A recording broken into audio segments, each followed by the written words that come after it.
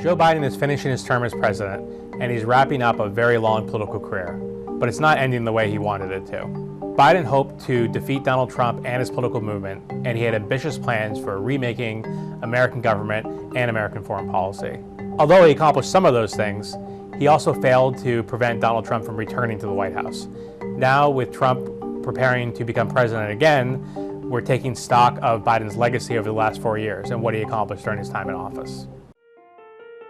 Biden's first challenge as president was the coronavirus pandemic.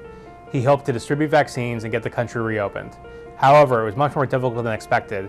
Americans were left frustrated by a series of variants of the virus that continued to kill people long after they expected the pandemic to be over. Although Biden's first priority was the pandemic, he also had visions of a presidency much like one of his political heroes, Franklin Delano Roosevelt. Biden hung a portrait of the former president in the Oval Office, and he talked about ambitious plans that were along the lines of FDR's New Deal. He wanted to expand social services, he wanted new educational programs, and he also wanted a massive new infrastructure law. Some of these things came to pass. The infrastructure law, for example, has laid the groundwork for new roads and bridges and other projects around the country. There's also billions of dollars for clean energy initiatives and domestic manufacturing of computer chips. Other things never did get done. Those educational and social programs, he was never able to get through Congress. Despite Biden's legislative accomplishments, inflation turned out to be a problem throughout much of his term. It was very frustrating for Americans who, even though they were more likely to have a job, were less likely to be able to afford necessities like food and housing.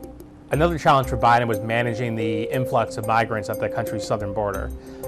The spectacle of uncontrolled migration increased anger at his administration and left Americans feeling like the government wasn't really having a good handle on what was happening there. Biden entered office aiming to end the war in Afghanistan. He accomplished this, but it was a much more chaotic process than was expected. Americans died in a suicide bombing during the evacuation, and the Taliban swiftly took control of the country. The rest of Biden's term has been marked by two bloody wars, one with the Russian invasion of Ukraine, and the other with Israel's military operations in Gaza after Hamas attacked Israel on October 7th. These have been two intractable challenges that Biden has been involved in, supplying American military equipment to its allies, but has been unable to resolve. Perhaps Biden's most consequential decision was seeking a second term. Even though he was 82 years old and voters doubted he was ready to serve again, he decided to announce a campaign anyways. However, his candidacy fell apart after a damaging debate with Donald Trump. Biden dropped out, endorsed his Vice President Kamala Harris, and she ran against Trump for the presidency. She ultimately lost, and Democrats wonder if Biden hamstrung the party by choosing to run again. As president, Biden struggled with low poll numbers, and sometimes his approval rating sunk into the 30%. As he's leaving office, he's still leaving as an unpopular president. And it remains to be seen how history will judge him overall and whether people will look back on him more favorably than they do now.